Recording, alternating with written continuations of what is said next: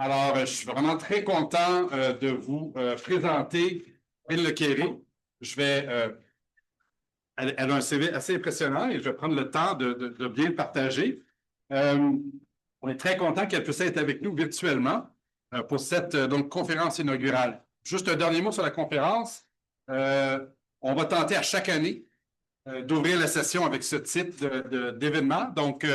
L'année prochaine, on va avoir quelqu'un ou quelqu'une pour animer nos discussions un peu de la même manière. Alors, Corinne Lequéré est professeure de la Royal Society en sciences du changement climatique à l'Université d'East Anglia au Royaume-Uni.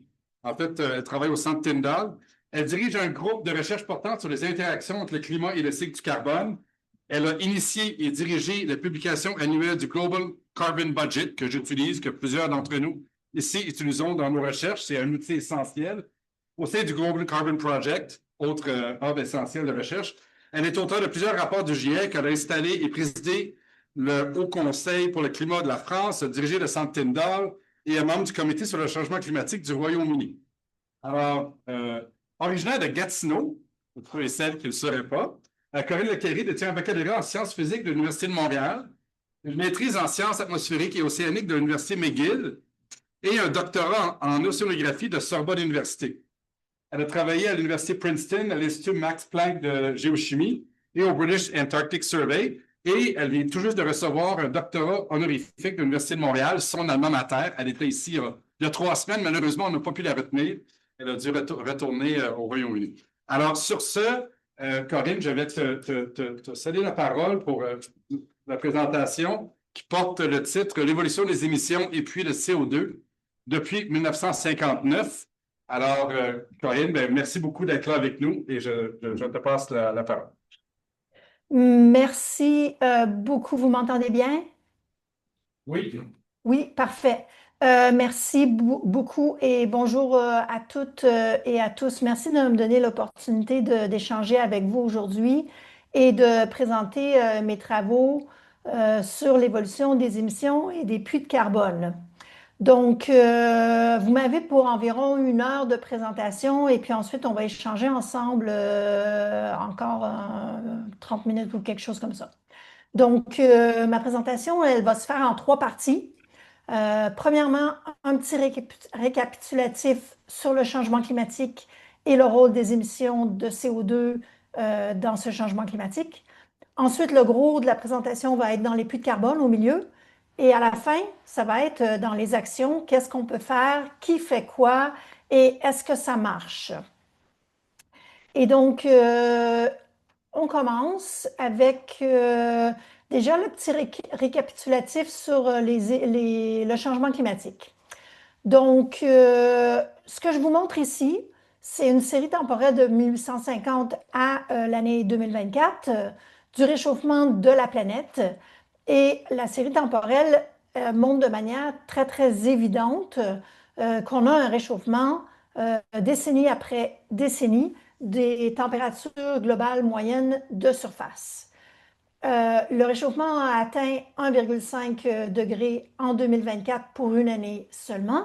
On voit qu'il est poussé un petit peu pour l'année 2024 par un événement El Niño qui a eu lieu l'année dernière, mais que les événements El Niño qui sont pointés là, quelques exemples, ne peuvent pas expliquer la tendance à long terme. Les éruptions volcaniques, eux, refroidissent temporairement le climat, mais c'est assez marginal par rapport à la tendance de long terme que l'on voit sur les observations globales. Je pense que vous voyez mon curseur ici quand je le bouge, non? Est-ce que vous pourriez me faire un petit thumbs up si vous le voyez? Est-ce que vous le voyez? Vous le voyez? Parfait. OK, très bien. Et donc, les dernières, la compréhension, les dernières évidences sur le réchauffement climatique, c'est que, en fait, toute la tendance que vous voyez ici à long terme, bon, pas les petits hauts et bas, mais la tendance de long terme que vous voyez, donc, elle peut être attribuée aux activités humaines. Donc, en gros, les émissions de CO2 et les émissions d'autres gaz à effet de serre en plus. Et comment est-ce qu'on sait que ce sont les activités humaines? Déjà, sur les observations elles-mêmes, ou la variabilité naturelle qu'on connaît, soit à court terme, soit à long terme, avec les données plus géologiques qu'on a sur les 2000 dernières années, elle ne peut pas expliquer une évolution des températures coordonnées comme ça à travers la planète. On peut tester les autres hypothèses, par exemple le changement des radiations solaires, le changement des éruptions volcaniques à l'aide de modèles. Et si on n'inclut pas le changement des gaz à effet de serre, on ne peut absolument pas reproduire une température globale qui augmente, même avec des statistiques assez fines. Donc, il n'y a pas d'autres hypothèses scientifiques qui peuvent expliquer ce réchauffement. Et ces hypothèses-là, du réchauffement par les émissions de gaz à effet de serre, sont aussi des hypothèses qui sont basées sur de la physique qui est très, très bien comprise, soit le réchauffement des gaz à effet de serre. Voilà, donc on sait que le réchauffement actuel est causé par les activités humaines et on verra en fin de présentation que le réchauffement futur sera aussi causé par les émissions futures de gaz à effet de serre. Les risques climatiques associés aux événements climatiques augmentent aussi de manière très, très sévère. Je ne sais pas si vous les voyez au Canada, j'imagine que oui. Très, très sévère à travers le monde. On parle là d'événements associés, d'événements de chaleur, bien sûr, les vagues de chaleur de plus en plus intenses, les températures extrêmes de plus en plus intenses, les feux de forêt, on va en parler tout à l'heure. On parle de changement du cycle de l'eau, en particulier les précipitations très, très intenses qui entraînent une augmentation des risques d'inondation. Et on parle des conséquences qui sont assez généralisées, par exemple sur la production de nourriture, par exemple sur les activités économiques, entre autres dans le secteur de l'assurance, où on a du mal à assurer de plus en plus les propriétés qui se font inonder à répétition ou les événements extrêmes qui peuvent détruire aussi un grand nombre d'activités économiques. Donc, les conséquences peuvent être généralisées et les événements extrêmes vont augmenter, en fait, parce qu'ils se superposent au réchauffement global que l'on voit ici. Finalement, dernier point sur le petit récapitulatif, c'est qu'on sait que le réchauffement climatique cessera. Donc, quand je dis cessera, ça veut dire qu'il va se stabiliser. Ça ne veut pas dire qu'on ne revient pas en arrière. En fait, ce qu'on a jusqu'à présent, c'est pratiquement irréversible dans les échelles que l'on connaît, les échelles de temps que l'on connaît, ou en tout cas qui nous touchent la société à l'heure actuelle. Mais qu'on va arrêter de réchauffer davantage la planète quand les émissions de CO2 mondiales atteindront ce qu'on appelle zéro émission net, net zero emissions.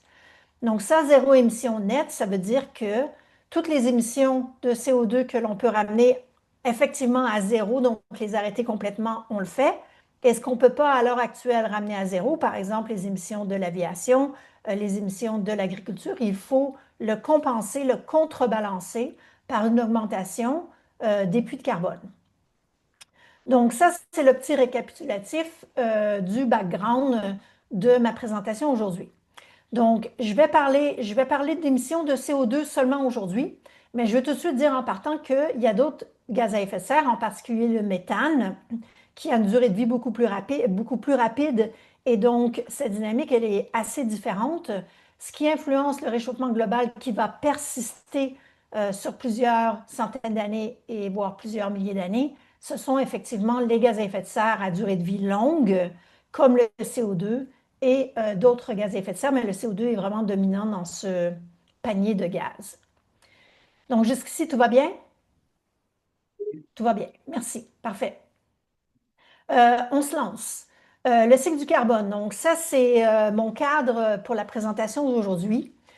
C'est un survol du cycle du carbone contemporain. Donc là, on ne parle pas d'échelle géologique, mais on parle d'échelle contemporaine, des dizaines, voire des centaines d'années, pas plus, beaucoup en interannuel.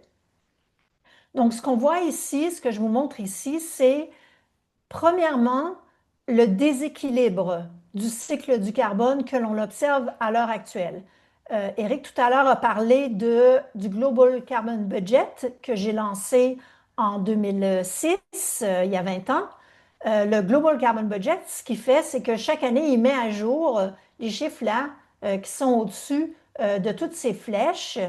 Et en fait, ces chiffres représentent à gauche les émissions de CO2 qui proviennent des énergies, de l'utilisation du combustible fossile et les processus associés, comme la production de ciment, par exemple. Le deuxième chiffre, c'est les émissions de CO2 seulement qui proviennent de la déforestation et d'autres utilisations des terres. Et ensuite, on a la répartition de ces émissions dans trois réservoirs. La biosphère terrestre en vert, euh, les océans en bleu turquoise et ce qui reste dans l'atmosphère. Et donc, ce qui reste dans l'atmosphère, c'est pratiquement la moitié des émissions. L'autre moitié est absorbée par les puits de carbone, qui sont des puits dynamiques. Et ce qui reste dans l'atmosphère, c'est ça qui cause le changement climatique, donc ce 48%-là que vous voyez. C'est ça qui cause le changement climatique. Et donc, les puits de carbone nous offrent un service gratuit quelque part, très, très important, en ralentissant le réchauffement climatique de moitié, en gros, parce qu'ils absorbent ces puits de carbone naturels, ils absorbent les émissions de CO2 anthropiques, donc dues aux activités humaines. Donc, tout ça, ce budget carbone, ce budget global de carbone, tout ça, ça se passe par-dessus un cycle du carbone qui est lui-même naturel, très, très actif, dans lequel on a euh, le carbone stocké dans les sols, dans le permafrost, dans le pergélisol et dans la végétation. On a les sédiments côtiers et on a aussi un gros, gros stock de carbone dans les océans dont on va parler tout à l'heure.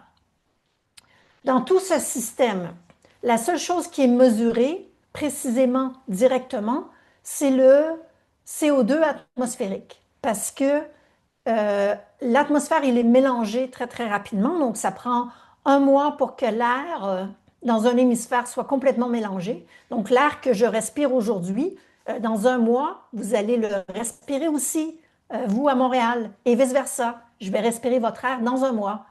Et entre les hémisphères, c'est un an. Donc, en gros, c'est assez bien mélangé. Donc, il suffit de mesurer qu'à un endroit, en fait, et on a un bon aperçu de la concentration de CO2 dans l'atmosphère en général. Je ne sais pas si vous avez entendu parler de la courbe de Keeling Curve. C'est en fait Dave Keeling qui, il y a très très longtemps, ben pas si longtemps que ça en fait, en 1958, a commencé à mesurer le CO2. Je vous mets déjà tout de suite à droite.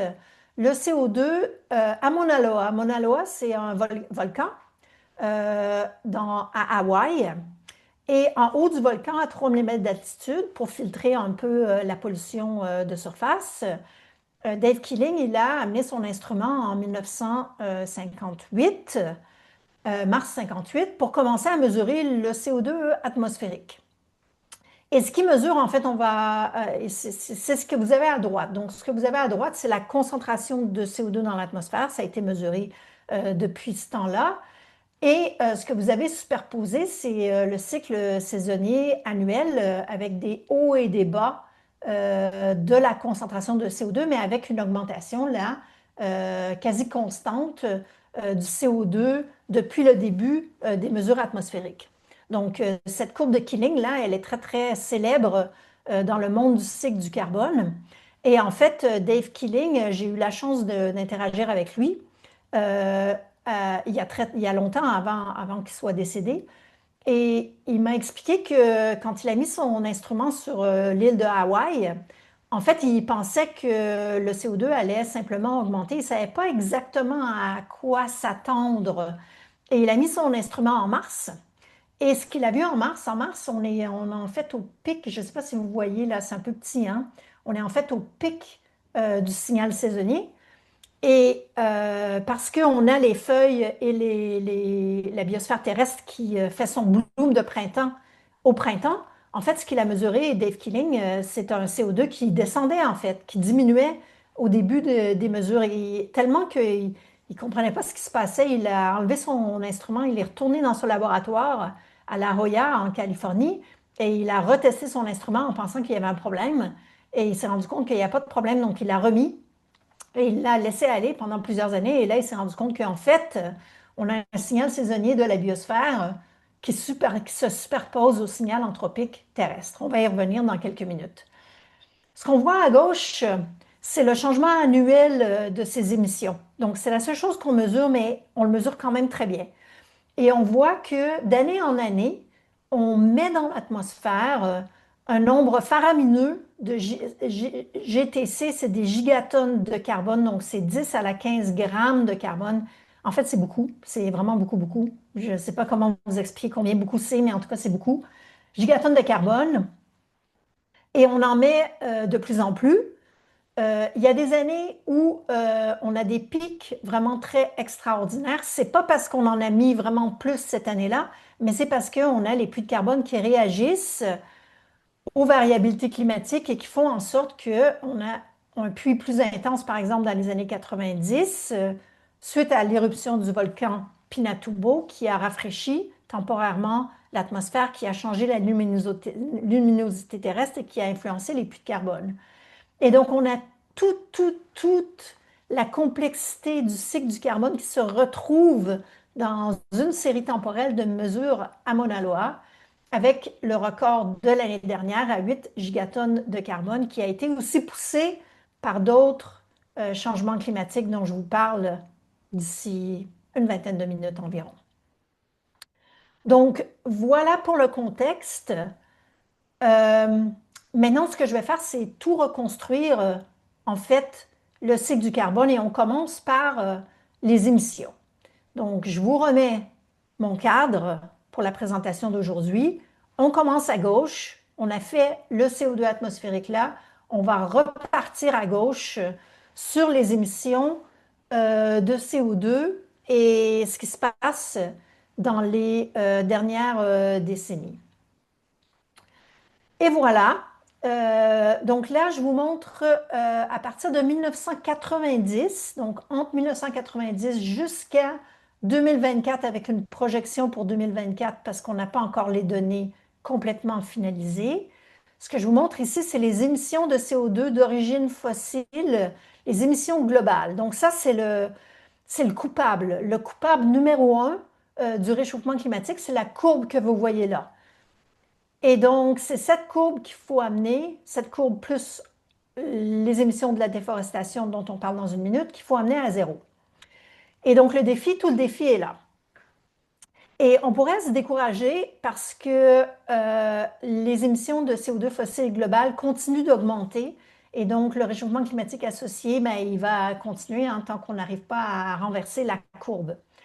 Mais quand on commence à regarder de manière un petit peu plus précise ou fine, ce qu'on voit, c'est que déjà, on peut voir des choses intéressantes. On peut voir des événements, des crises, des événements économiques intéressants. Par exemple, la crise de la COVID-19, là où on a été tous confinés pendant des mois, elle a fait réduire les émissions de CO2 de 6% une année, mais franchement, ça n'a pas vraiment été une réduction à long terme, ce qui est normal parce qu'on a changé nos comportements, mais on n'a pas changé nos infrastructures. Et donc on est revenu, depuis après la crise, on est revenu maintenant au-dessus du niveau pré-COVID.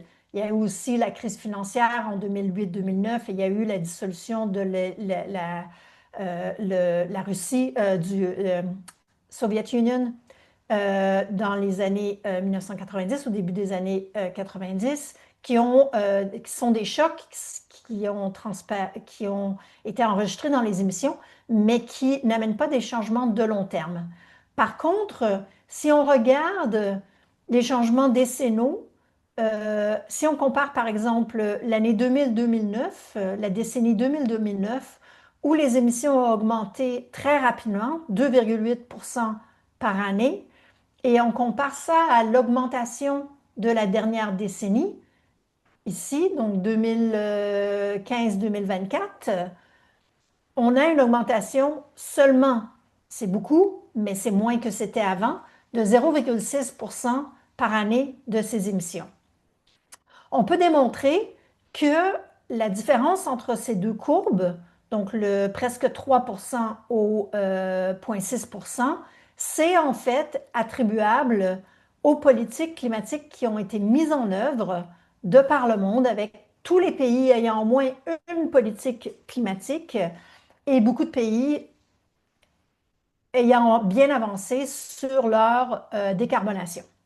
Je vous montre un petit peu ce que ça a l'air au niveau des grands émetteurs. Donc, les pays qui émettent le plus, c'est bien sûr la Chine. La Chine avec son 1,5 milliard de personnes, bien sûr, et avec son émergence économique depuis le début des années 2000.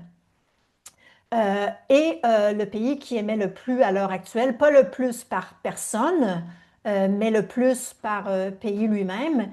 Et on voit que la Chine, elle a eu une période où elle a augmenté ses émissions très, très rapidement et une période où son économie maintenant est en train de réduire la hausse. On parle encore de hausse, mais en train de réduire sa hausse en émissions.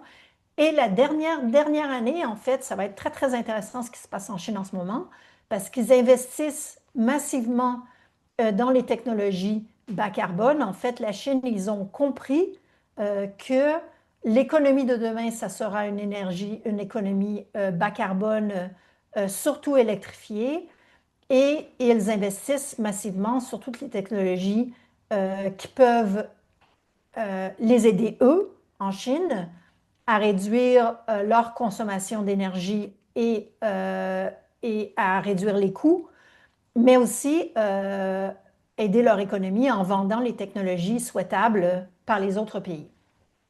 Donc, on a ça. Je ne vous parle pas de l'Inde, mais juste rapidement pour dire que leurs émissions à elles aussi augmentent. Si vous voulez, on pourra en parler un peu dans la discussion. Mais je veux tout de suite parler des États-Unis et de l'Europe, qui sont deux régions où les émissions ont commencé à diminuer depuis plus d'une décennie de manière continue, appuyées en partie, pas toujours, par des politiques climatiques, appuyées par les investissements qui ont été faits dans les énergies renouvelables, qui font en sorte que certaines énergies renouvelables, en particulier le solaire, mais aussi l'énergie éolienne, sont maintenant compétitives et moins chères que d'autres énergies fossiles, par exemple le charbon.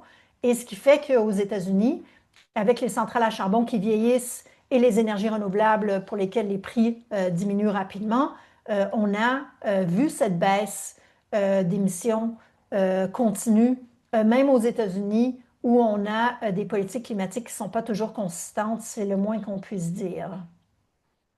Je reviendrai là-dessus maintenant tout de suite, en fait.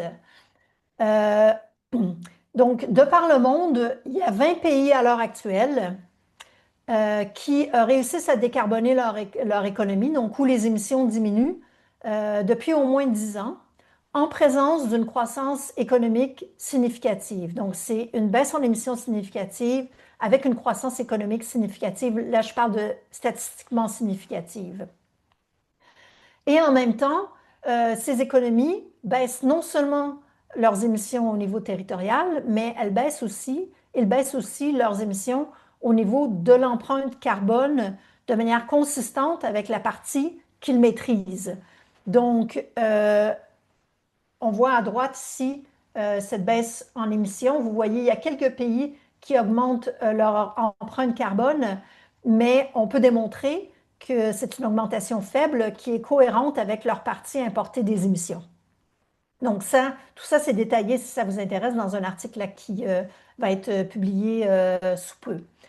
Même les pays qui réussissent à réduire leurs émissions le plus rapidement, donc dans les 2 à 3, voire 4% par année, donc qui sont moyennés en bleu, là, les pays, les meilleurs pays dans ce domaine, ont aussi une économie forte et une baisse en émissions de leur empreinte carbone forte. Donc, on voit que c'est possible de décarboner son économie et ça fait une différence au niveau des émissions globales. Bien sûr, pas suffisamment à l'heure actuelle pour faire réduire la trajectoire des émissions globales. comme on l'a vu. Maintenant, je vais vous parler des émissions associées à la déforestation et à l'utilisation des terres en général. Donc, vous les voyez ici. Déjà, elles sont beaucoup plus petites en absolu, donc un ordre de grandeur de moins que les émissions des énergies fossiles au total. Elles sont assez complexes, ces émissions. C'est pas comme la combustion d'énergie fossile où est-ce que on brûle le charbon, le gaz, le pétrole et les émissions vont tout de suite dans l'atmosphère. Quand il s'agit de déforestation, le processus est beaucoup plus dynamique. En fait, on fait une récolte d'arbres, par exemple. Ensuite, on va brûler ce qui reste. On va replanter. Les sols vont dégazer leur CO2 initialement. Ensuite, avec les plantations qui reviennent, ça se régénère et tout. Et donc, les mesures sont beaucoup plus incertaines au niveau de l'utilisation des terres. Mais quand même, ce que vous voyez ici, c'est en orange foncé. On parle maintenant de 1960 à 2023 sur ce graphique. Donc, en orange foncé, c'est les émissions qui proviennent de la déforestation permanente. Donc, c'est là le gros problème. C'est celles qui vont rester longtemps et qui vont mettre du temps à se régénérer. En vert foncé, c'est l'inverse. C'est les émissions les puits de carbone qui proviennent de l'afforestation ou de la reforestation permanente. Et en pâle, c'est ce qui provient de l'industrie qui génère de l'activité économique dans ce domaine. Par exemple, la foresterie, où on a constamment des récoltes d'arbres, mais des plantations d'arbres qui sont plus ou moins à équilibrer. On voit qu'au niveau global, euh, cette déforestation associée à la foresterie, à l'industrie de la foresterie, elle est en gros déjà compensée par une rotation par des plantations de foresterie qui nourrissent l'industrie de la foresterie. Donc, le problème vient vraiment de la déforestation permanente. Quand on additionne tout ça, les émissions et les puits de carbone qui viennent des activités permanentes et des activités temporaires, on voit en gros une réduction des émissions associées à l'utilisation des terres légère mais continue sur au moins une décennie, voire plus longtemps. Et on pense que malgré les incertitudes des données, cette évolution, c'est-à-dire vers plus de puits de carbone et moins de déforestation permanente, est réelle, associée à des activités économiques et peut-être à de la politique climatique, mais ça, c'est moins certain dans ce domaine. En comparaison, les émissions des puits de carbone technologiques, par exemple Bioenergy and Carbon Capture and Storage ou Direct Air Capture and Carbon Capture and Storage, donc celles qui viennent de technologies où on aspire le CO2 de l'atmosphère et on le met dans le stockage géologique, à l'heure actuelle, elles sont absolument minuscules. Donc, on n'a pas d'industrie dans ce domaine-là à l'heure actuelle qui a démontré la capacité des puits de carbone technologiques à absorber des émissions actuelles. Et donc, ça va prendre vraiment pas mal de temps, au moins 10 ans, avant que ce chiffre-là, minuscule, puisse avoir une teneur qui veulent dire quelque chose, en fait, par rapport à la dynamique des émissions. Donc, si on ajoute tout ça, les émissions des énergies fossiles en gris, les émissions de l'utilisation des terres en brun, on voit une évolution très, très intéressante. C'est-à-dire que la somme des deux ici euh, euh, a montré une augmentation des émissions totales pendant plusieurs décennies. Et là, depuis 2012, ces émissions totales, elles sont plates. Donc, on n'a pas eu d'augmentation d'émissions globales de CO2 depuis 2012. Et ça, c'est une très bonne nouvelle. Euh, c'est pas, elles ne sont pas ces émissions encore à la baisse, mais ça veut dire qu'on a vraiment des évolutions importantes, encourageantes au niveau des émissions des énergies fossiles et des énergies globales en général. Maintenant, bien sûr, il faut travailler beaucoup plus fort pour renverser les tendances beaucoup plus vite. Il faut travailler beaucoup plus fort pour renverser les émissions dans le secteur des terres pour qu'elles deviennent un puits de carbone plutôt que des émissions. Donc, la courbe en grise, là, elle peut aller sous zéro, alors que la courbe en brun peut aller sous la barre de zéro et avoir des puits de carbone. La courbe en grise, elle, elle ne peut pas aller sous la barre de zéro, mais elle peut aller pratiquement à zéro dans beaucoup, beaucoup de domaines. OK, donc ça, c'était la première partie de ma présentation. Euh, je vais vous parler maintenant des puits de carbone. Donc, on se lance de l'autre côté de mon graphique et on va déjà au niveau des océans. Donc, au niveau des océans, il se passe beaucoup de choses parce que les océans déjà occupent 70% de la planète. Le fond de l'océan, il est à 5 km de fond, donc il y a vraiment beaucoup, beaucoup d'eau. Et donc, il y a beaucoup, beaucoup de capacité de stockage de carbone dans l'océan. En fait, vous voyez ici là, la grosse bulle en vert, là, c'est effectivement le stockage, ça représente le stockage de CO2 dans les océans par rapport au stockage de CO2 dans l'atmosphère. Il y a 40 fois plus de carbone dans l'océan qu'il y en a dans l'atmosphère. Et on a par contre la biomasse de carbone, elle, dans l'océan, donc le phytoplancton, le zooplancton surtout, hein, les organismes microscopiques. Les poissons, les baleines, il y en a, mais dans leur biomasse, elle est aussi minuscule. C'est vraiment ce qui fait la biomasse vivante dans l'océan, c'est vraiment les algues microscopiques, le phytoplancton, le zooplancton, les petits organismes qui les mangent, vivent en surface de l'océan. Et le petit point là que vous voyez, c'est la biomasse, 3 gigatonnes. C'est beaucoup, beaucoup moins que la végétation terrestre, que vous voyez ici, 450 gigatonnes de carbone. Mais leur productivité dans l'océan, elle est la même.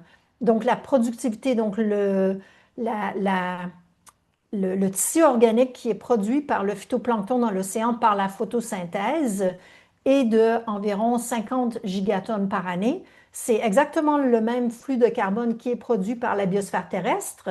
Donc là, on parle de feuilles, de branches, tout ça, mais c'est produit avec une biomasse minuscule. Et ça, c'est parce que la durée de vie d'un phytoplancton dans l'océan, c'est une semaine seulement.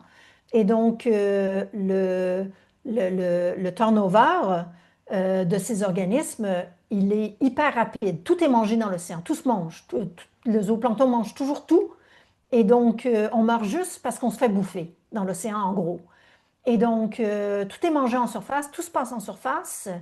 Et du coup, les carcasses, les pelotes fécales, ensuite elles coulent et elles font un puits de carbone.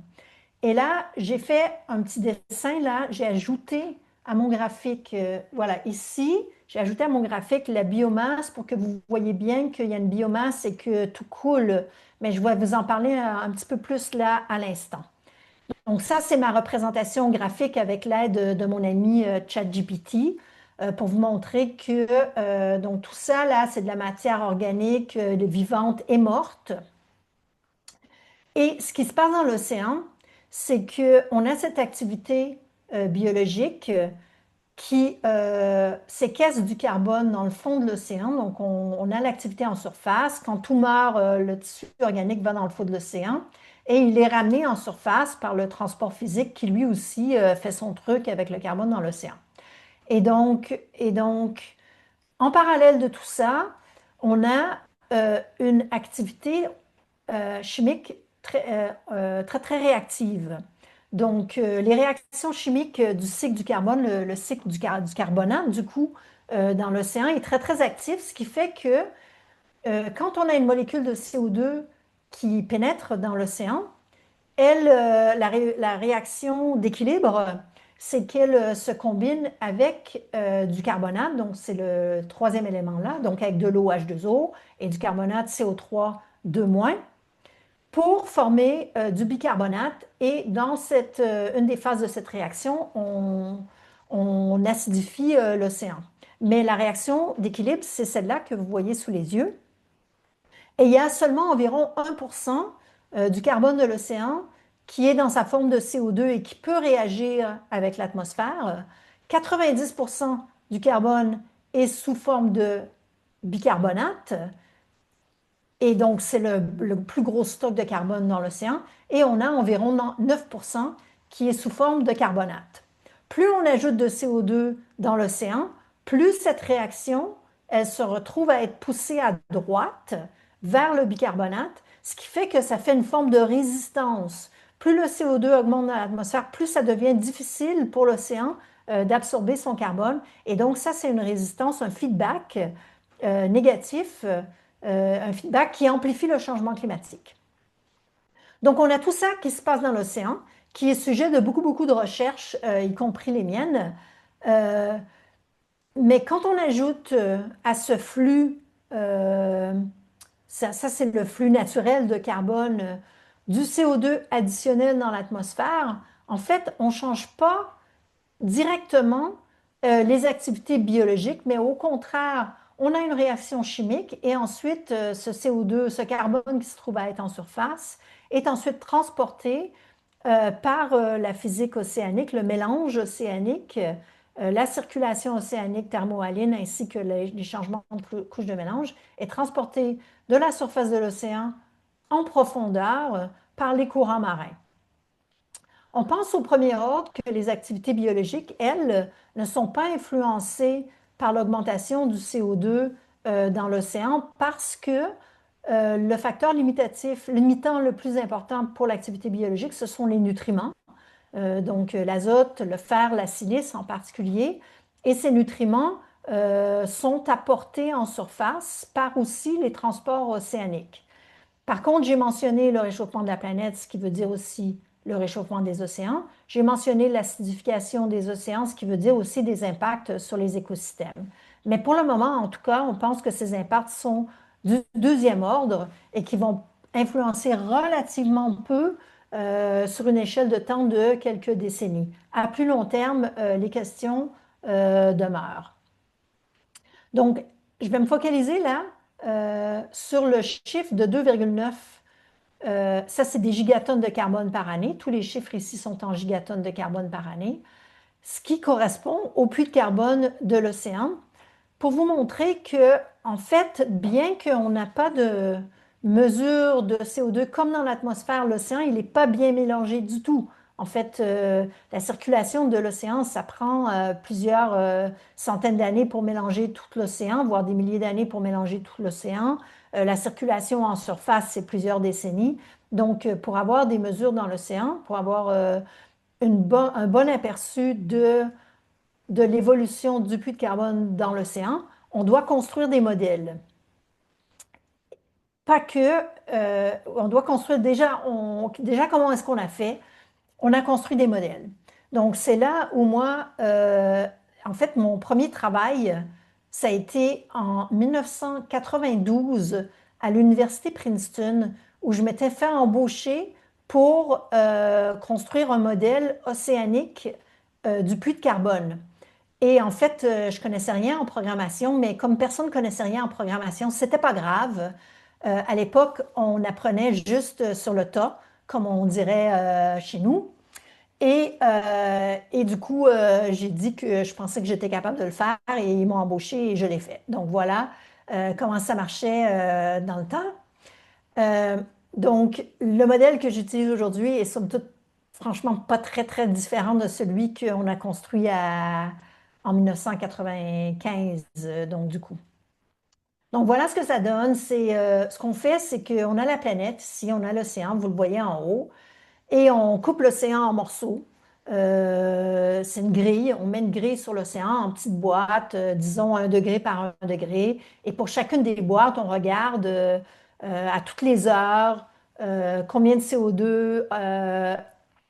CO2 pénètre dans l'océan de l'atmosphère. On regarde quelle est l'activité biologique, on regarde quels sont les courants marins, quelles sont les températures. On met toutes les équations, on code tout en équations, tout ce qu'on connaît comme processus en équations, et on calcule comment ça évolue pour chaque boîte. Ensuite, on fait l'échange entre les boîtes, et puis voilà, à la fin, on a un flux de carbone hors mer, et on l'additionne sur l'échelle globale. Et ce que vous avez ici, c'est 10 série temporelle de 1959 à 2023 qui estime l'évolution du puits de CO2. Et donc, vous voyez qu'il y a des divergences entre modèles, mais en fait, somme toute, pas trop. Il y a surtout des divergences sur la moyenne absolue, mais sur la variabilité interannuelle, on s'entend quand même assez bien pour dire que le puits croît, mais c'est modulé par la variabilité climatique. En parallèle, dans l'océan, il y a eu des évolutions technologiques vraiment hyper remarquables. Déjà, il y a beaucoup de personnes qui vont dans l'océan. Moi, bien que je sois océanographe, en fait, j'ai un peu honte, mais j'ai fait de toute ma carrière juste une mini croisière océanographique de mesure dans la baie des Chaleurs lors de ma maîtrise, une semaine. J'ai détesté ça, j'en ai plus jamais fait. Et donc, je suis plus jamais remontée sur un bateau océanique. Donc, je me suis enfermée dans mon bureau pour faire de la modélisation parce que ça marche. Pour moi, en tout cas, ça marche. Et donc, euh, et donc voilà. Mais il y a quand même des gens qui vont en mer. Moi, j'y vais pas, mais je suis contente qu'il y a des gens qui aiment ça. Il y a des gens qui vont en mer et qui mesurent le CO2 atmosphérique. Il y a aussi beaucoup ce qu'on appelle des ship of opportunities, donc des bateaux commerciaux qui acceptent de mettre des instruments scientifiques et ils nous envoient des mesures. Et ça, c'est hyper intéressant parce que ils font ça en fait parce que eux, ils aiment ça. C'est des gens souvent, ils n'ont pas du tout de bénéfices économiques pour leur entreprise, mais je pense qu'eux, ils doivent un peu s'ennuyer sur leur bateau et donc qu'ils voient débarquer des scientifiques une fois de temps en temps pour mettre des instruments et qui leur demandent est-ce que tu peux pas vérifier mes chiffres de temps en temps et puis bidouiller le petit instrument là qui marche pas bien. Eux, ils aiment ça. En tout cas, ils contribuent souvent gratuitement, en fait pratiquement toujours gratuitement, à l'augmentation des mesures. Et ce que vous voyez là à droite, en fait, ce sont les mesures existantes de CO2 de la surface des océans. Et donc, on a eu déjà des évolutions technologiques importantes dans la mesure elle-même, mais plus important encore, on a eu des évolutions dans l'interpolation des données avec l'intelligence artificielle et en particulier les méthodes de machine learning qu'on appelle, qui sont capables d'assimiler des données de CO2 de la surface des océans et de les interpoler et de les extrapoler même, donc en dehors des mesures à l'aide de données qui existent, des données satellites la plupart du temps en température, chlorophylle de surface et tout ça. Et donc, il y a 9 produits de données qui existent à l'heure actuelle et vous les voyez là en fait. Et donc, ils ont un peu plus de variabilité intra-produits que les modèles, en tout cas sur la fin, bien qu'ils commencent à converger un peu plus à l'heure actuelle. Mais ce qui est vraiment remarquable, c'est que quand on les met côte à côte, donc en violet, là, vous avez les modèles océaniques sur la base de processus, et en vert, vous avez les modèles d'intelligence artificielle sur la base des observations. Ben, c'est assez remarquable le degré de ressemblance de ces courbes. En fait, si on corrèle la courbe de la moyenne des modèles et la moyenne des produits d'état product, on a une corrélation R de 0,98. Donc, en termes de variabilité, c'est vraiment époustouflant. Il y a bien sûr encore des divergences, hein. Par exemple, les produits de données suggère que le puits de carbone en moyenne, il est environ 0,5 pétagrammes plus fort.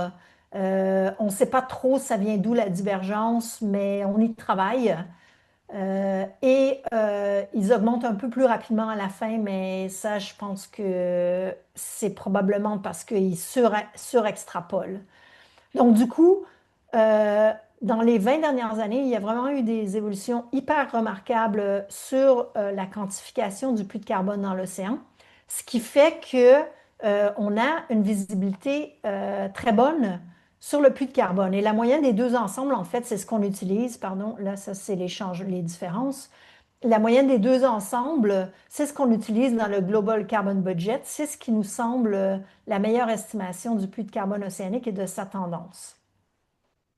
Et donc, j'arrive là à l'autre puits de carbone, qui est le puits de carbone de la végétation terrestre. Donc, ce puits de carbone-là, il est tout aussi intéressant, mais il est moins compliqué parce que la végétation terrestre, elle ne bouge pas. C'est pas comme dans l'océan où tout bouge, hein. On a un flux de carbone et puis 3 semaines plus tard, il se trouve à être à 300 km. Dans la végétation terrestre, les arbres, les plantes, tout ça, ça reste où c'est. Bien sûr, il y a un peu de mouvement par les rivières, mais en gros, le stock de carbone terrestre, il est là où il est. On peut le mesurer par satellite. Le stock, la biomasse, on peut le mesurer par satellite. Il y a les sols aussi et le pergélisol aussi. Mais du coup, le puits de carbone, il est quelque part plus simple et en même temps plus compliqué. Plus simple, pourquoi? Parce que justement, il ne bouge pas. Qu'est-ce qui cause le puits de carbone dans l'océan? C'est simplement la pénétration de la molécule hein, qui augmente dans l'atmosphère et ça fait une pression sur l'océan et elle se dissout dans l'océan et voilà, c'est tout. Mais dans la biosphère terrestre, c'est un processus biologique. Pas dans l'océan, dans la biosphère terrestre, oui. Ce qui se passe dans la biosphère terrestre, c'est que on a des plantes qui ont des stomates sur leurs feuilles. Donc, par exemple, la plante que vous voyez là derrière moi, elle a toutes ses stomates sur sa feuille. Et les stomates, c'est des petits trous, des petits trous miniatures sur la feuille. Et les trous, ils s'ouvrent. Ils doivent s'ouvrir pour que le CO2 pénètre dans la plante et qu'il se fasse assimiler dans le processus de photosynthèse de la plante. Et donc, si on a une concentration, et quand le CO2, quand la stomate, elle s'ouvre, la plante, elle perd de l'eau. Donc, l'eau qui est stockée dans la plante, elle s'évapore. Et donc, la plante, elle a intérêt à ne pas ouvrir ses stomates plus que nécessaire. Et du coup, si on augmente le CO2 dans l'atmosphère, l'ouverture de la stomate, elle a besoin d'être moins grosse. Et la plante, elle est plus efficace, elle perd moins d'eau et donc elle grossit plus. Donc, c'est ça le processus en gros de la fertilisation de la biosphère terrestre par le CO2. Et si vous suivez un petit peu les réseaux de sceptiques climatologues, donc ceux qui sont sceptiques au changement climatique, un des narratifs qu'on entend toujours, c'est le CO2, c'est bon pour les plantes, il faudrait qu'on en ait plus, ça les fertilise et tout ça. Et en fait, il y a du vrai dans ce narratif-là, dans le sens où si on augmente directement le CO2 dans l'atmosphère, en fait, les plantes, elles poussent plus. Et donc, ce puits de carbone que vous voyez là, 3,2 gigatonnes de carbone par année, il provient de ce processus-là. Par contre, on a d'autres processus, pas que celui-là, qui entrent en jeu.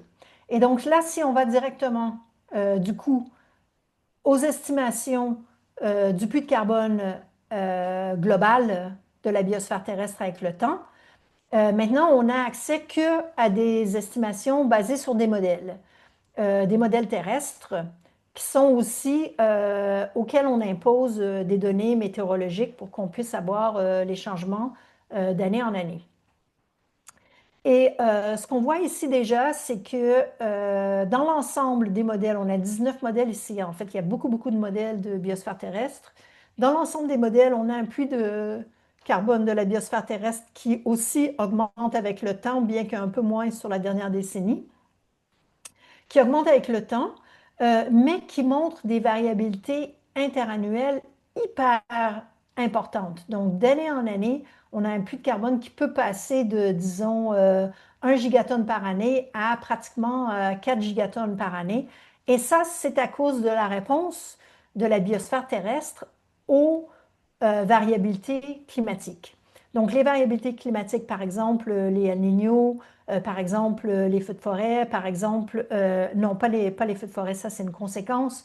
Les variabilités climatiques, plus ou moins d'ensoleillement, plus ou moins de pluie au moment critique de la biosphère terrestre, induisent des changements du puits de carbone de la biosphère terrestre qui sont très, très, très importants. On voit aussi qu'il y a vraiment beaucoup de différences entre modèles parce que le puits de carbone ici, il est généré non seulement par l'augmentation du stock de carbone dans la biosphère terrestre, là, les feuilles, les branches, tout ça.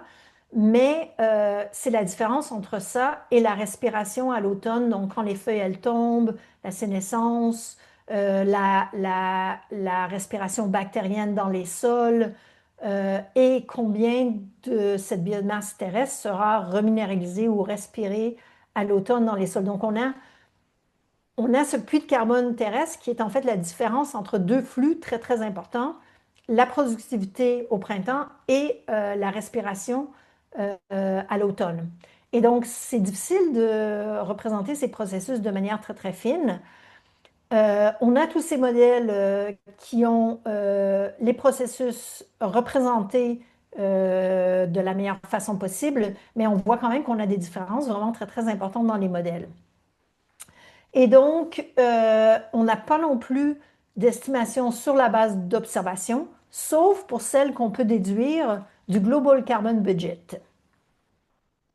Donc, si je reviens maintenant à mon graphique où je vous ai montré les émissions de CO2, comment elles évoluent dans le temps, je vais maintenant vous montrer l'image miroir de ce qui se passe, de la répartition de ces émissions dans le temps entre l'océan en turquoise, les terres, donc ça c'est le puits naturel, alors qu'en haut c'est le puits de la gestion des terres, et ce qui reste dans l'atmosphère.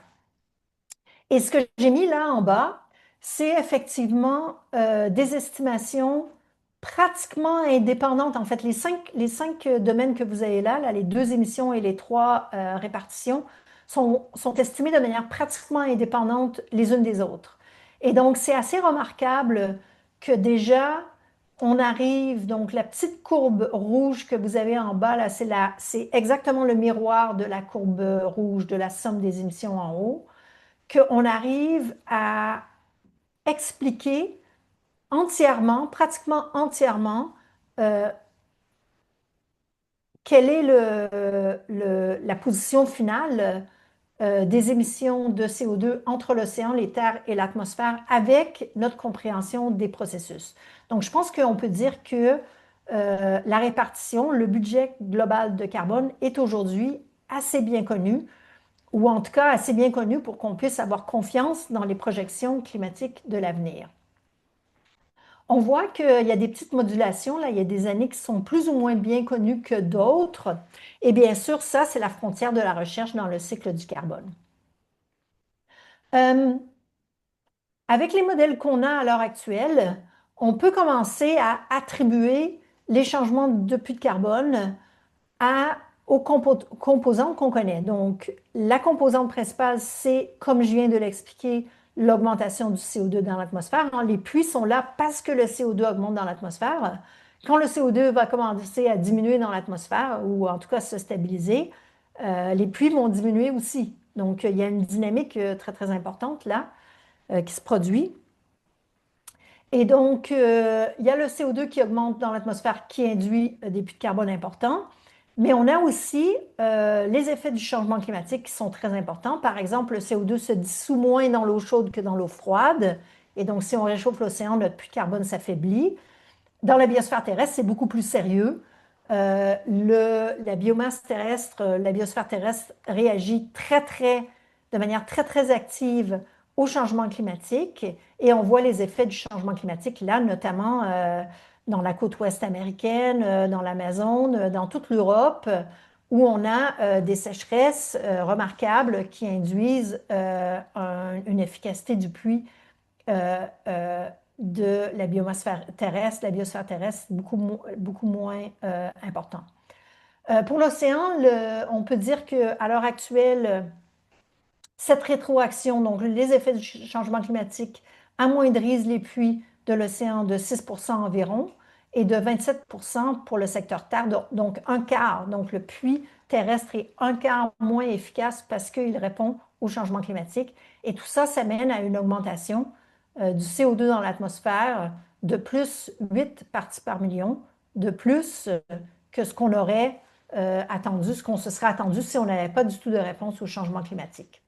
Donc, ces réponses, elles peuvent être aussi projetées dans l'avenir, hein, c'est ce qui existe au sein des modèles, projetées dans l'avenir. Et on voit que donc l'effet du CO2 augmente le puits terrestre et le puits océanique et l'effet du climat va en sens inverse et réduit environ jusqu'à un tiers ou moins ce puits de carbone. Donc tout ça, c'est inclus, ces processus-là que je vous montre là sont inclus dans les modèles qui projettent les changements climatiques pour l'avenir. Donc, je vais vous parler juste un tout petit peu des feux de forêt parce que ça, c'est une aire qui touche beaucoup le Canada et qui est vraiment une aire de recherche très, très dynamique à l'heure actuelle.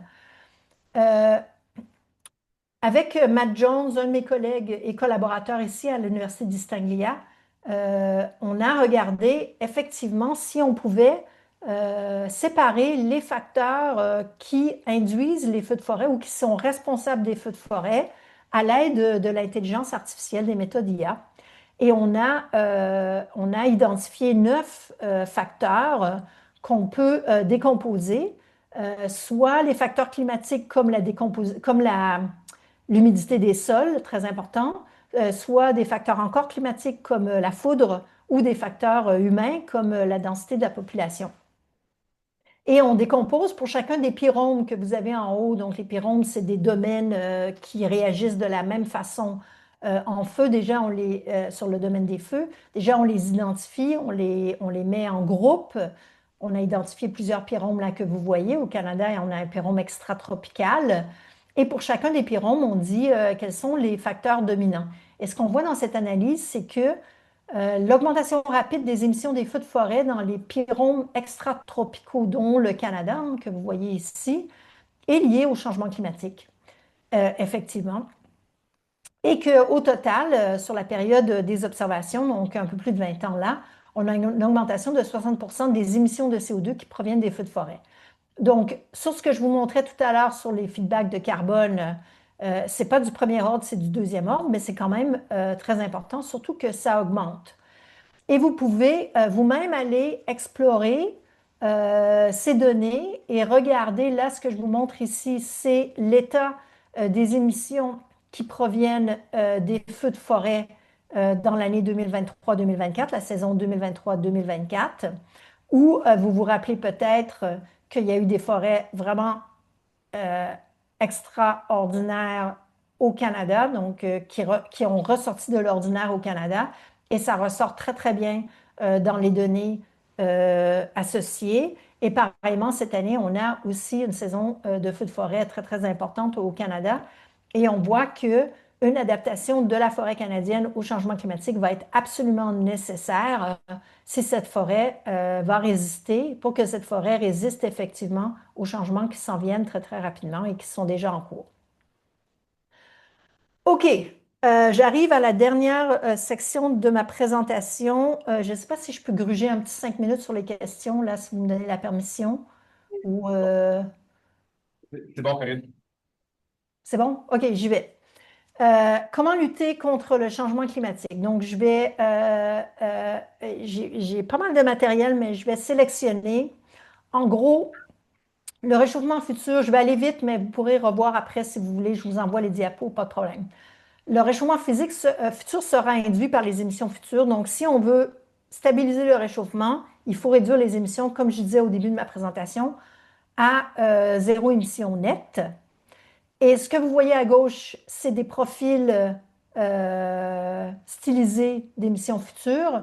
Aujourd'hui, on est dans le rouge. On est dans la trajectoire rouge. Si on n'a aucune mesure supplémentaire, on aura un réchauffement futur de environ 3 degrés.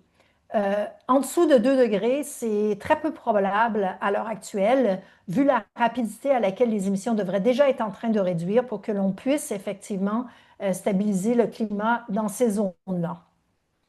Par contre, on a évité effectivement les scénarios les pires qu'on avait imaginés il y a environ 20 ans, qui vont au-dessus de 4 degrés, qui sont moins probables à l'heure actuelle parce qu'on est sur une trajectoire qui est en gros, grosso modo à l'heure actuelle, à gauche là, à peu près au milieu de la trajectoire. Donc, on est dans une position qui est en fait bien meilleure que souvent on ne le pense. parce qu'on a eu beaucoup d'investissements qui ont été faits dans les technologies bas carbone, énergie renouvelable, batteries, véhicules électriques, qui font en sorte que on a des solutions dans l'immédiat pour nous occuper en masse dans la prochaine décennie pour décarboner déjà un paquet d'infrastructures que l'on a à l'heure actuelle qui utilisent beaucoup et qui émettent beaucoup de CO2. Par exemple, les énergies fossiles dans le domaine de la génération d'électricité. Ce n'est pas le cas au Canada parce qu'il y a déjà l'hydroélectricité qui est très, très présente, mais dans les autres pays, oui.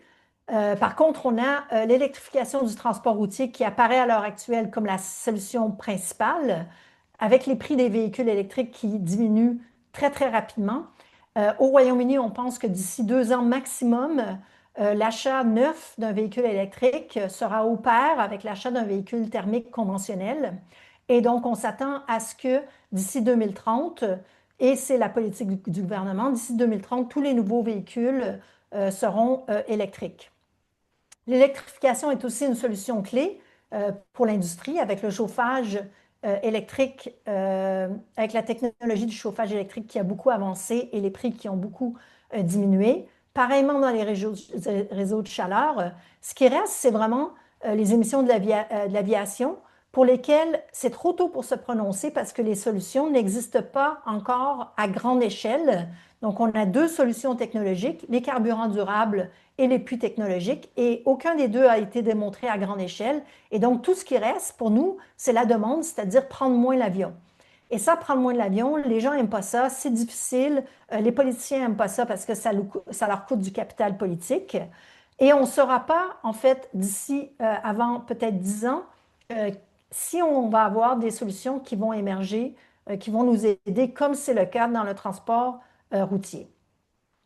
Et donc, euh, et donc, si on a les solutions, est-ce qu'en pratique, ça se passe vraiment tout ce qu'on devrait être en mesure de faire?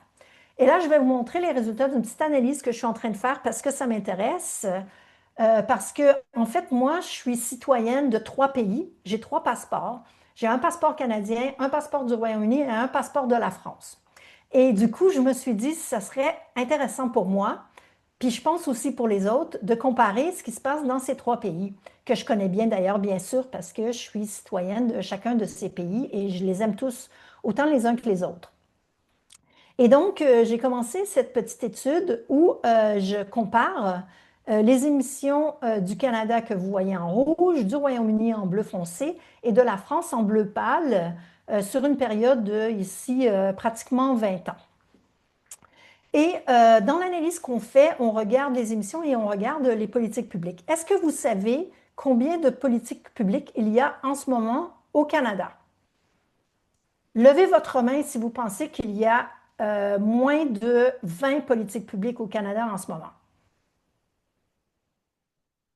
Levez votre main si vous pensez qu'il y a moins de 100 politiques ou moins climatiques au Canada en ce moment. 100 politiques? 200 politiques?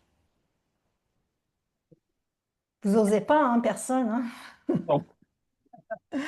OK, au Canada, il y a 200 politiques climatiques. 200 politiques entre secteurs climatiques. C'est beaucoup, c'est énorme, c'est énorme. C'est le même, en fait, nombre de politiques climatiques qu'il y a au Royaume-Uni. Au Royaume-Uni et au Canada, et en France aussi. En France, un peu moins, 170.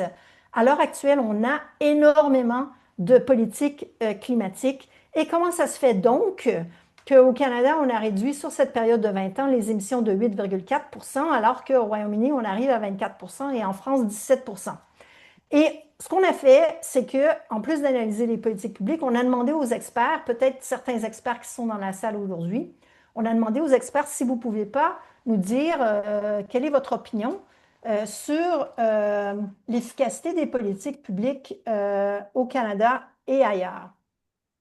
Je suis désolée, là, la lumière, elle a un peu changé parce qu'il y a du soleil au Royaume-Uni malgré ce qu'on peut penser, même en automne. Et donc, je vais peut-être essayer de me tourner juste un petit peu. Non, bon, je laisse. Et donc, ce qu'on voit, c'est que c'est pas tout de mettre des politiques publiques en place, c'est pas le nombre de politiques qui compte, mais l'ambition, la portée et l'efficacité de chacune de ces politiques publiques comptent vraiment beaucoup. Et un gros problème qui émerge au Canada, les politicologues, s'il y en a présents dans la salle aujourd'hui, vous allez le savoir, c'est le manque de cohérence entre les politiques au niveau fédéral et les politiques au niveau provincial. Le fédéral, le provincial se lance la balle. Souvent, il y a des incohérences carrément face à face. Souvent, il y a des politiques qui, ce qu'on appelle en anglais stop and go, qui commencent et qui s'arrêtent parce qu'on pense, bon, là, on a un gouvernement progressif et donc on n'a plus besoin de mettre quoi que ce soit en place au niveau provincial. Et donc, la cohérence des politiques et la cohérence des politiques climatiques avec les autres politiques, en fait, elle est hyper importante pour que ça marche au niveau des politiques publiques. Et c'est ce qui se passe au Royaume-Uni, en fait.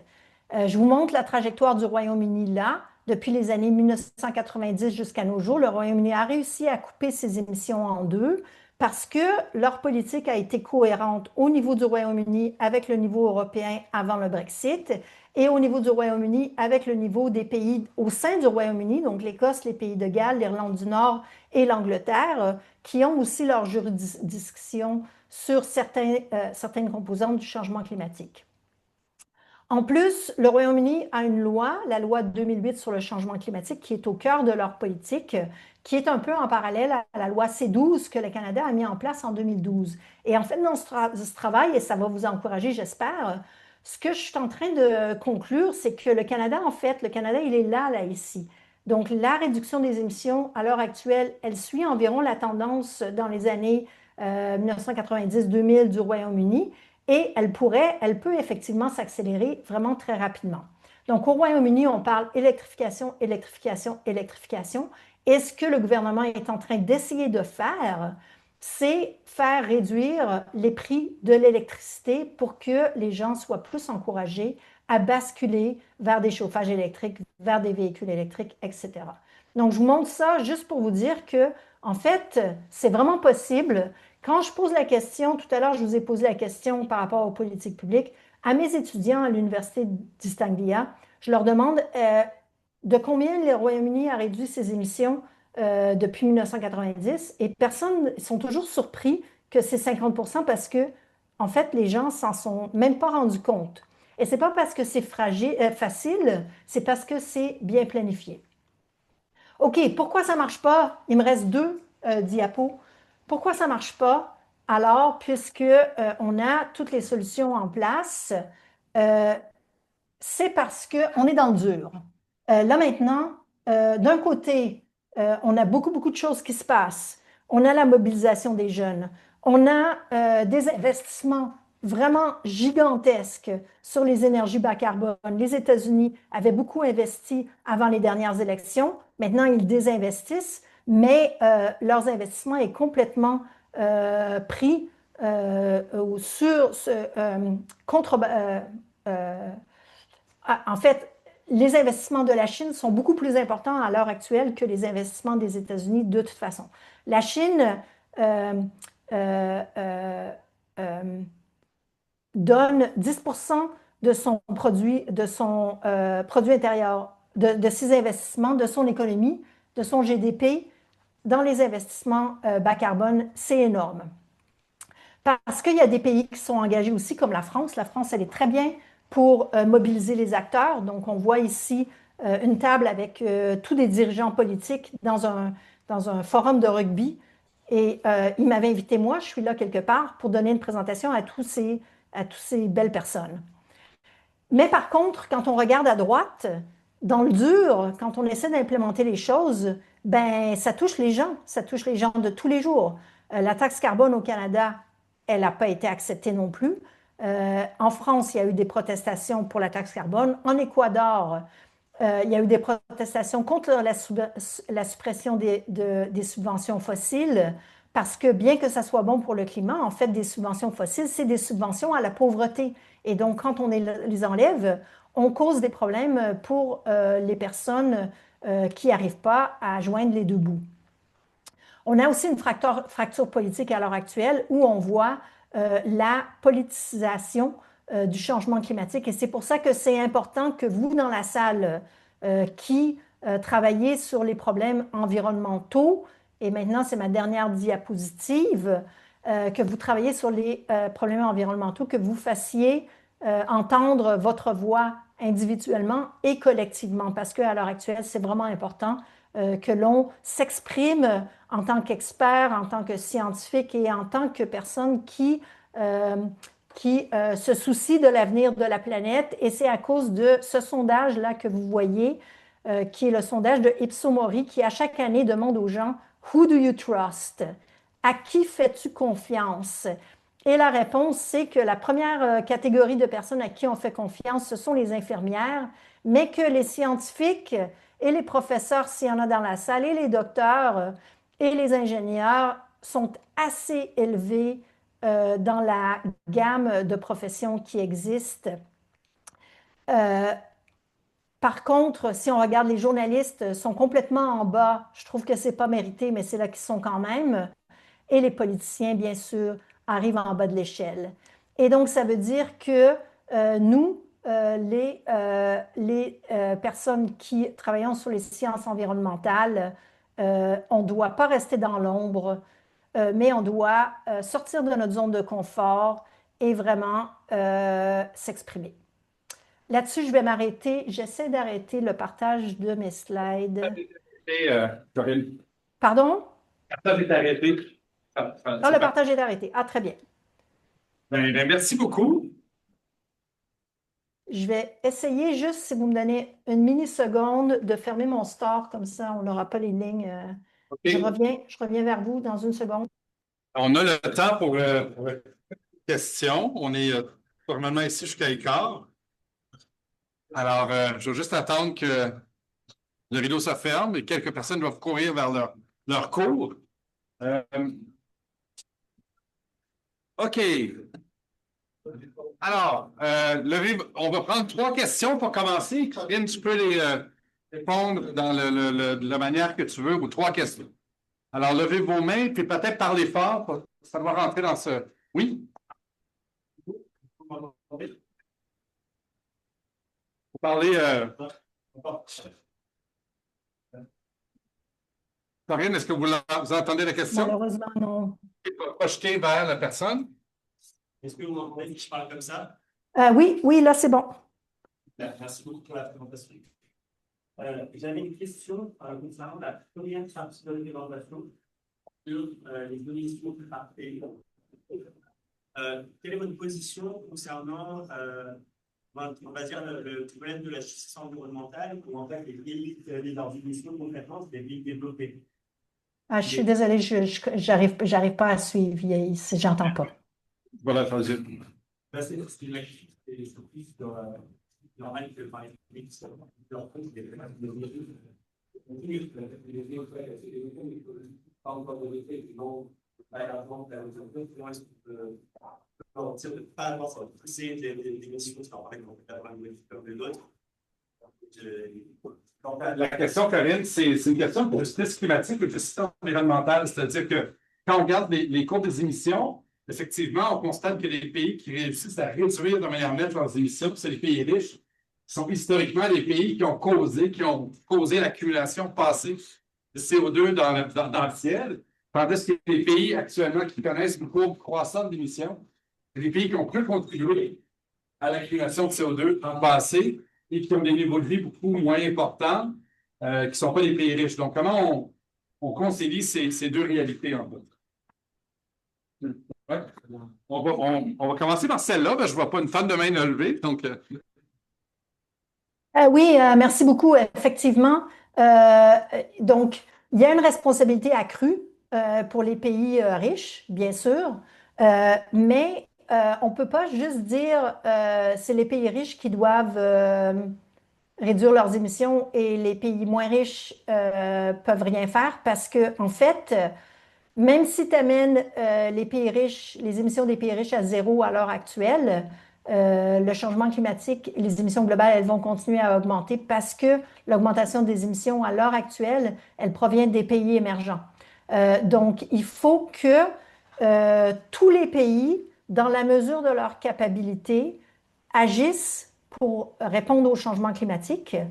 Bien sûr, plus le pays est pauvre, moins ils ont déjà le besoin d'agir parce que leurs émissions vont être moindres, mais aussi la capacité d'agir euh, euh, parce que à cause de leur position économique actuelle. Ceci dit, ce qui est plus consistant avec le principe de justice, hein, en fait, ce que tu exprimes là à l'heure actuelle, c'est de appuyer les pays dans leur évolution. Là, on ne parle pas de décarbonation pour les pays pauvres, hein, on parle de développement bas carbone, de développement sur les énergies bas carbone. C'est d'appuyer les pays pour que leur développement se fasse sur des énergies décarbonées. Et donc ça veut dire payer, ça veut dire un soutien technologique et tout ça.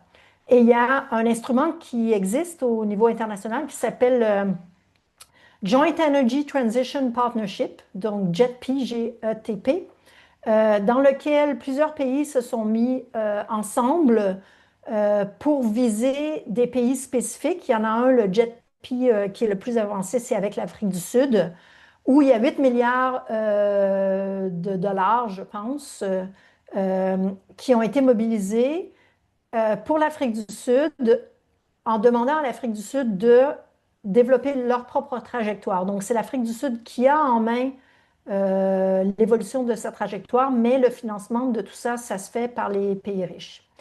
Donc, ça, c'est le premier axe.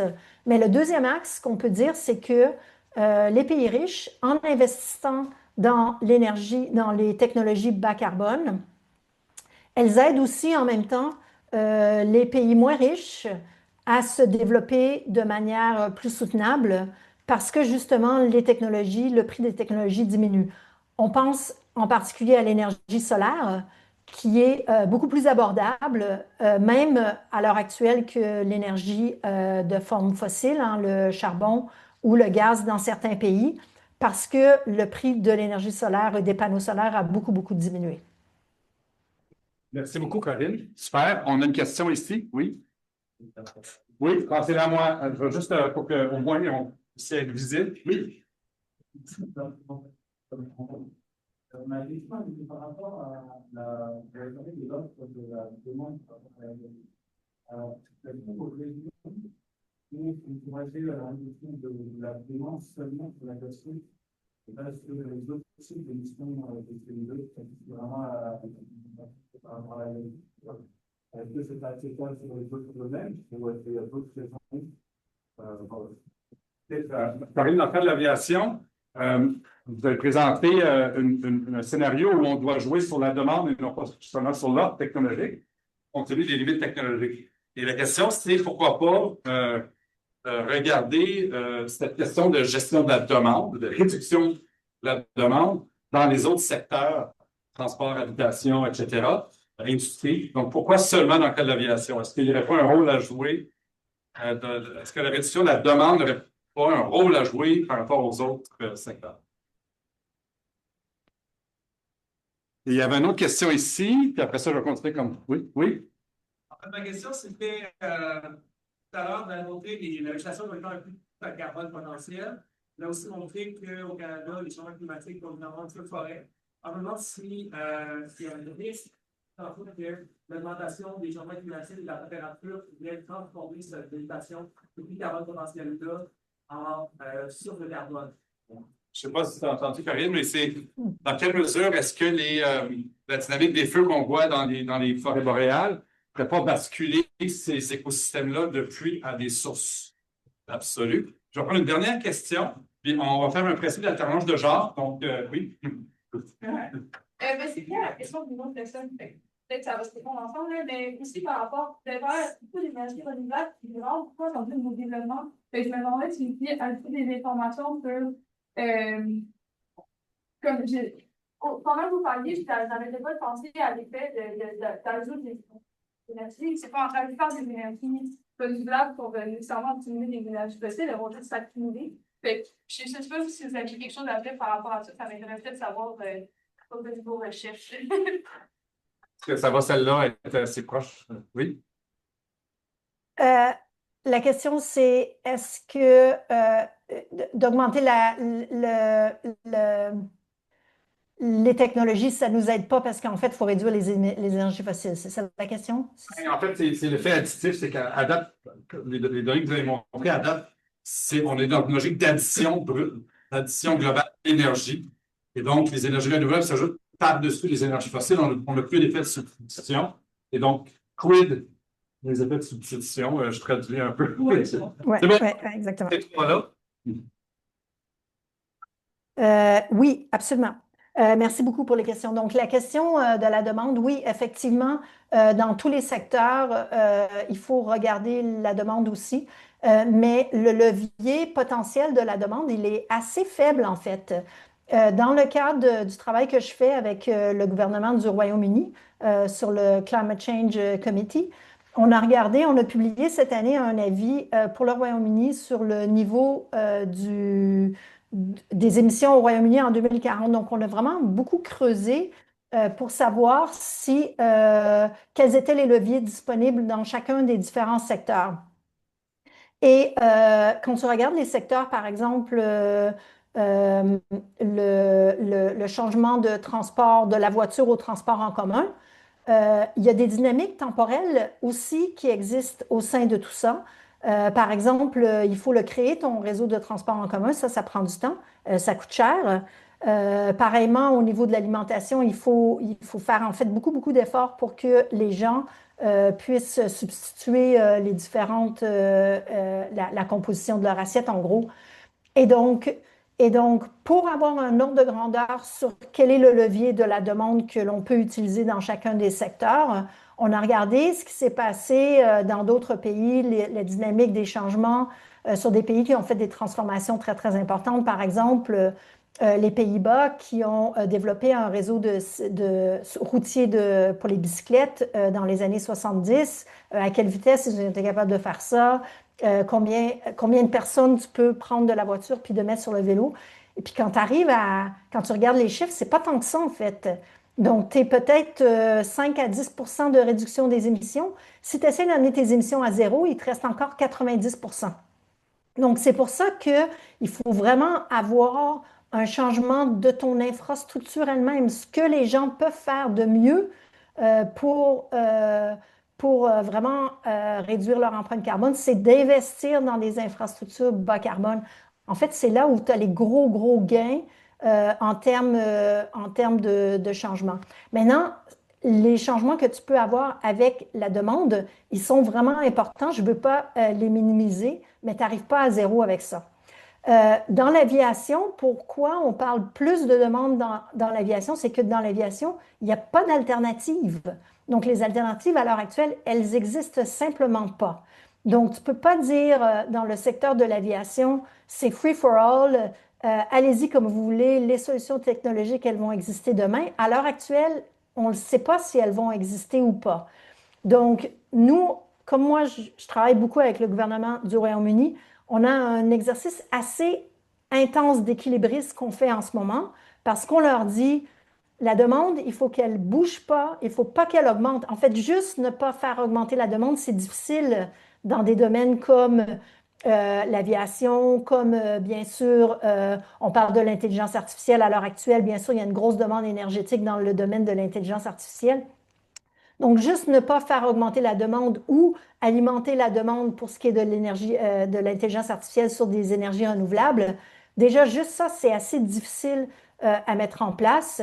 Ce qu'on dit au Royaume-Uni, c'est qu'il ne faut pas que la demande elle augmente jusqu'à temps qu'on ait une solution alternative. Et les solutions alternatives, c'est soit les fuels bas carbone, soit les puits de carbone technologiques. Donc, il y a un problème au niveau de l'aviation. Le secteur de l'aviation est traité de manière différente des autres secteurs. C'est problématique pour l'industrie elle-même, mais il n'y a pas le choix à l'heure actuelle. Si on arrive dans 10 ans et on a effectivement débloqué les fuels bas carbone, moi, je serais vraiment, vraiment soulagée. Pour les autres questions, la dynamique des puits de forêt, oui, effectivement, les feux de forêt pourraient éventuellement transformer les puits de carbone en source. C'est ce qui est en train de se passer dans les tropiques.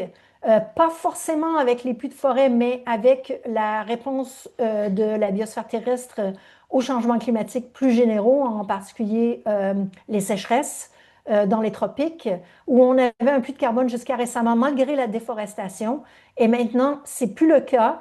On a basculé de puits de carbone à émissions de carbone. Et d'ailleurs, on a un bel article qui, j'espère, qui a été soumis à Nature il y a un mois, qui démontre ça. C'est pas des bonnes nouvelles, mais c'est quand même, comme scientifique, on publie des articles, c'est ça qu'on fait. Dernière question sur la logique d'addition d'énergie. Oui, absolument. Donc, dans les 20 pays là, que j'ai montré tout à l'heure, là, qui réduisent leurs émissions, on a fait une analyse assez détaillée de pourquoi, comment est-ce qu'ils arrivent à réduire leurs émissions. Et ce sont les pays où les énergies renouvelables remplacent les énergies fossiles. Et il y a plein d'autres pays, dont le Canada, je m'excuse, c'est ça le cas actuel, où les énergies renouvelables, elles, s'additionnent aux énergies fossiles, sauf dans le domaine de l'électricité où les énergies, effectivement, les émissions, effectivement, diminuent. Et donc, vraiment, le problème, c'est qu'il faut réduire l'utilisation des énergies fossiles. Il faut en plus, ça ne se fait pas tout seul. Ça ne va pas se faire juste parce que le prix des énergies renouvelables va diminuer, mais ça va se faire avec un prix qui diminue des énergies renouvelables et avec un cadre qui fait en sorte que les énergies fossiles, elles vont être de plus en plus, soit de plus en plus chères, soit de plus en plus difficiles à exploiter. On va prendre un dernier lot de 3 questions et il nous reste un peu de temps. Alors, vous aviez une question?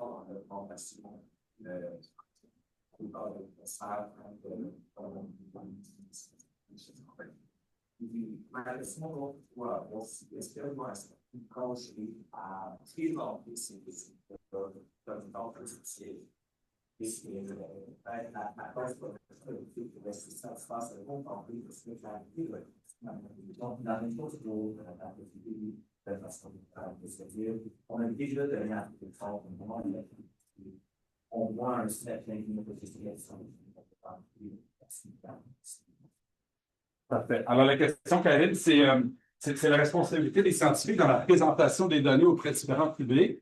Et la question qui était posée, c'est, par exemple, dans la présentation qu'on a vue aujourd'hui, on a vu des diminutions intéressantes ou des plafonnements d'émissions intéressantes, donc des signaux positifs.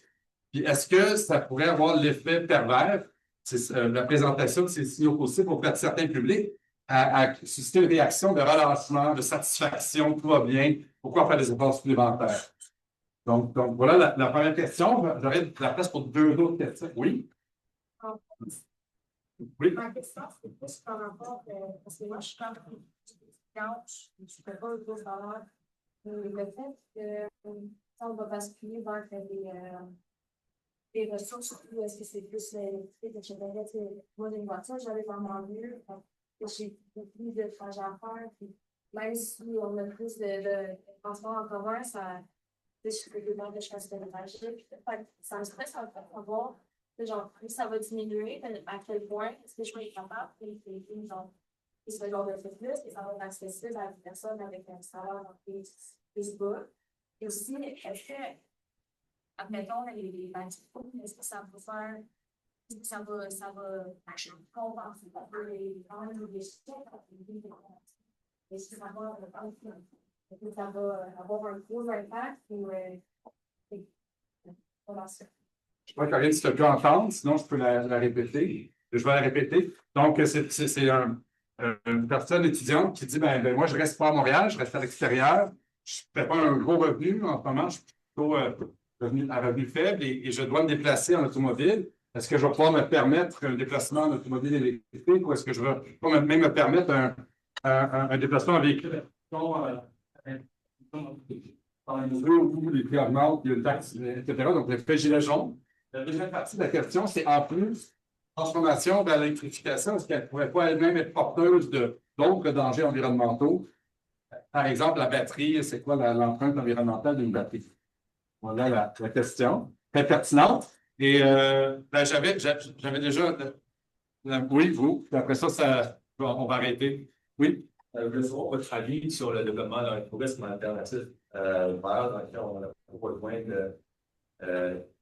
nécessairement d'agro-fuel, parce qu'il y a quand même des économies qui dépendent du tourisme. Je voulais savoir si c'était possible d'un développement d'un alternatif vert à cela, pour trouver une solution aux avions à gaz. Et aussi par rapport à la marine marchande, les gros bateaux de containers, les autres qui utilisent du gaz, c'est la façon de développer ça de manière verte, d'avoir beaucoup d'économies qui dépendent là-dessus. Est-ce qu'il y aurait quand même une façon de se programmer sur un alternative vers celui qui fait visiter? Donc, dans le domaine transport aérien, revenir sur le transport aérien et la possibilité d'avoir des SAF, pour le dire vite, puis le bunker fuel, qu'est-ce qu'on fait avec ça dans le mesure où la marine marchande dépense vraiment de bunker et donc ça implique comme initiative. Surtout avec la croissance, en tout cas, je peux en rajouter avec la croissance du commerce maritime là, qui est en croissance exponentielle, les émissions qu'il y a là. Et qu'il n'y a aucun pays auquel on attribue ces émissions-là. En passant. Personne n'est responsable. Voilà, 3 dernières. Ouais. C'est bon. OK, je vais. Donc, sur la première question, est-ce qu'il n'y a pas des effets pervers si on est trop positif? C'est ça en fait la question. C'est pas mon expérience. En fait, c'est le contraire. Moi, j'ai déjà donné des cours sur les changements climatiques ou des présentations sur les changements climatiques, un peu comme aujourd'hui. Puis, à la fin des présentations, j'avais l'impression que tout le monde voulait aller se jeter en dessous d'un pont et puis que l'énergie de la salle était très, très basse. Je pense que il faut bien sûr avoir un équilibre. C'est important de dire les choses comme elles sont et que le changement climatique, c'est sérieux, qu'il faut réagir rapidement. Mais il faut aussi reconnaître que la société, elle a sa propre dynamique et elle ne peut pas répondre de manière infiniment rapide et sacrifier toutes ses ressources. Les gens, ils ont des priorités de toutes sortes.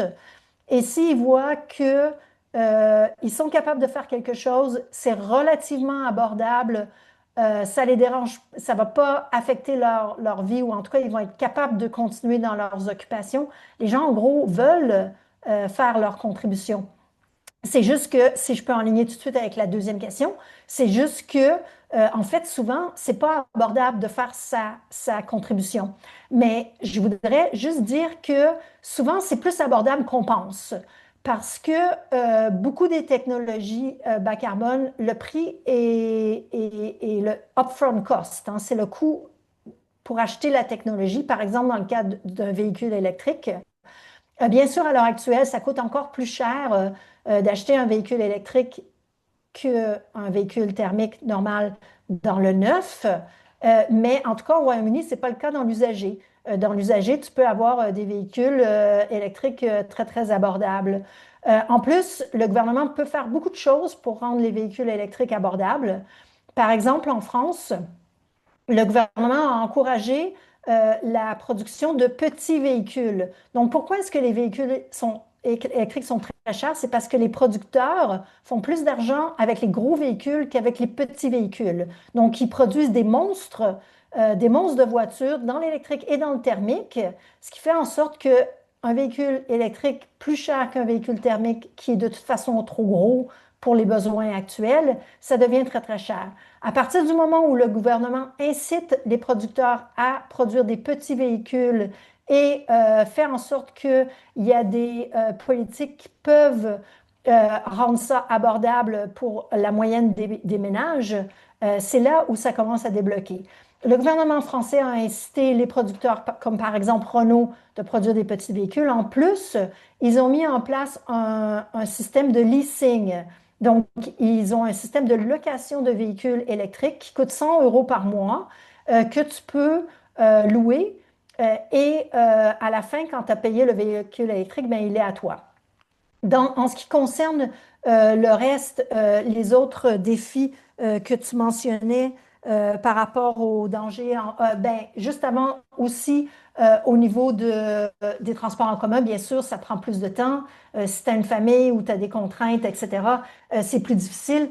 Le gouvernement doit vraiment penser comment est-ce qu'on fait pour démocratiser l'action climatique, c'est-à-dire de rendre l'action climatique abordable pour tout le monde? Si le problème, c'est les coûts d'achat, les coûts à l'achat, et qu'après, de toute façon, le chauffage ou les véhicules électriques sont moins chers parce que l'électricité, c'est en fait beaucoup plus efficace que les énergies fossiles.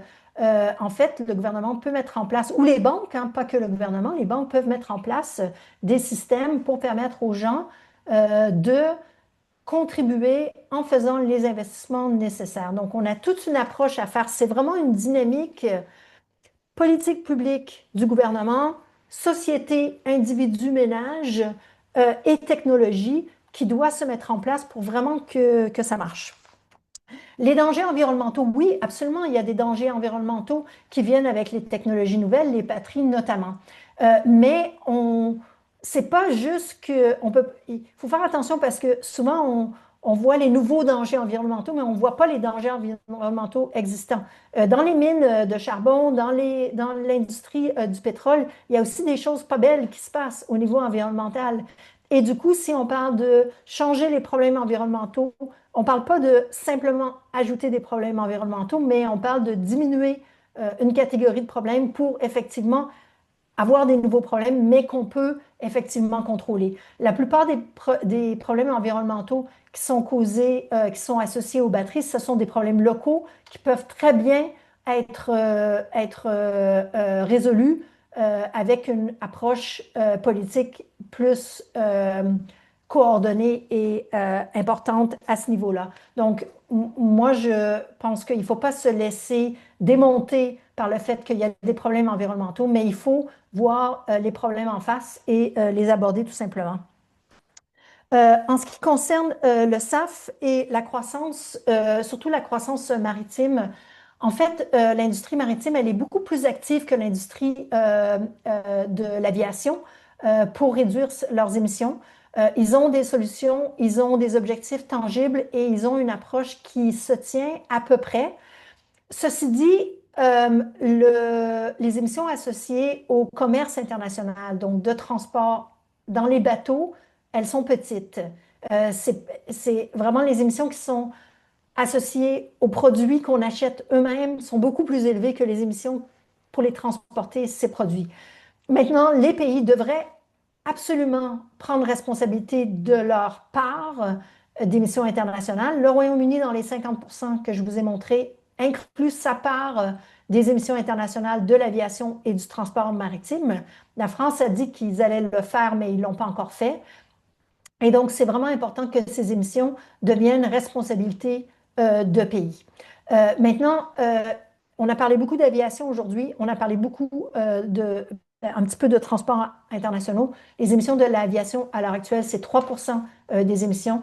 Les émissions de la production d'électricité, c'est au niveau mondial plus de la moitié. L'industrie et le transport, c'est vraiment là où ils sont les gros gains. Bien sûr, il faut regarder bien les émissions de l'aviation, mais il faut aussi se concentrer sur l'électrification de tout ce qu'on peut faire. Là-dessus, je pense que j'ai couvert toutes les questions. Je vous remercie énormément pour ces questions vraiment incisives. Merci beaucoup, Claudine. Alors, mon invité les Sciences de l'environnement, je vous remercie beaucoup d'avoir participé à cette conférence et on se dit peut-être qu'on se revoit ici en personne en Chair et en os un jour. Merci beaucoup encore et merci beaucoup à toutes les personnes qui ont assisté à la conférence.